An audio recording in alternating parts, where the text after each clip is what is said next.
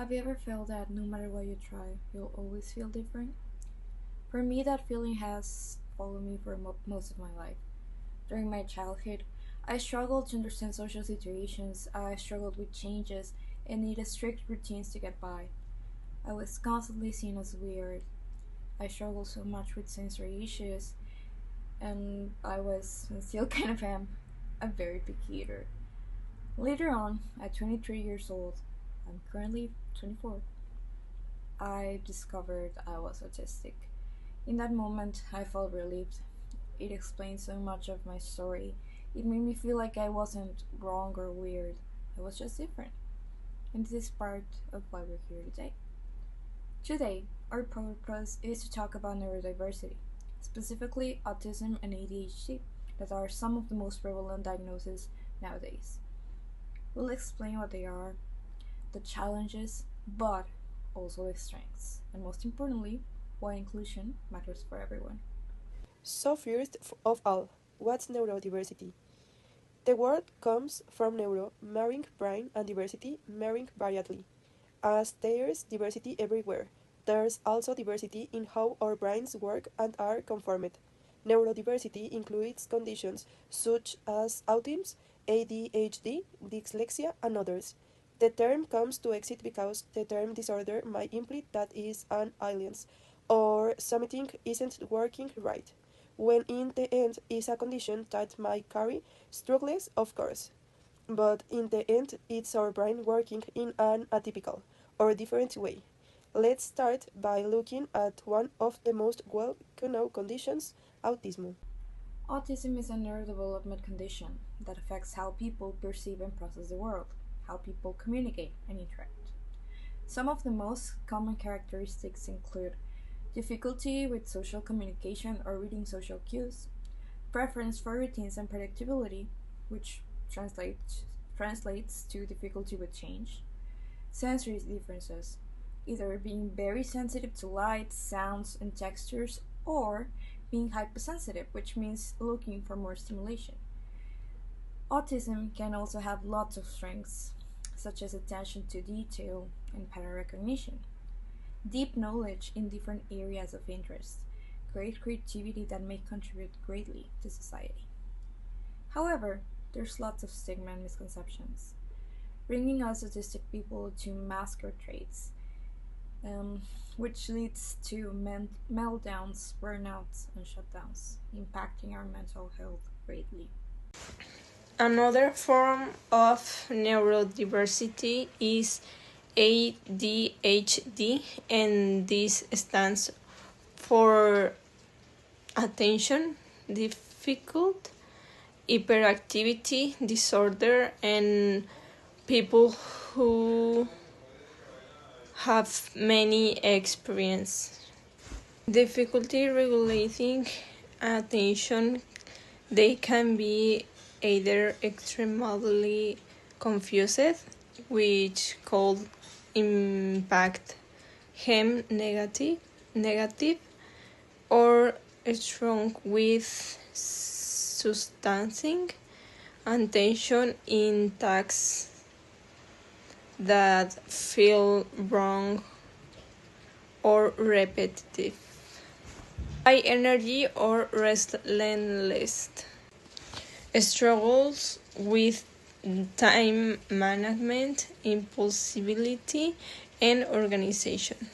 However, many successful artists, entrepreneurs, innovators live with ADHD, and there are great strengths such as creativity, quick problem solving, and innovate ideas. It is constantly misunderstood. People often many say you are just being lazy.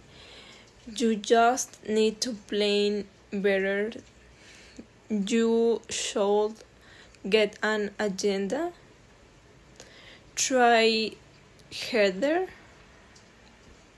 But is in reality this about it is about different brain rethink about uh, processing the information in different.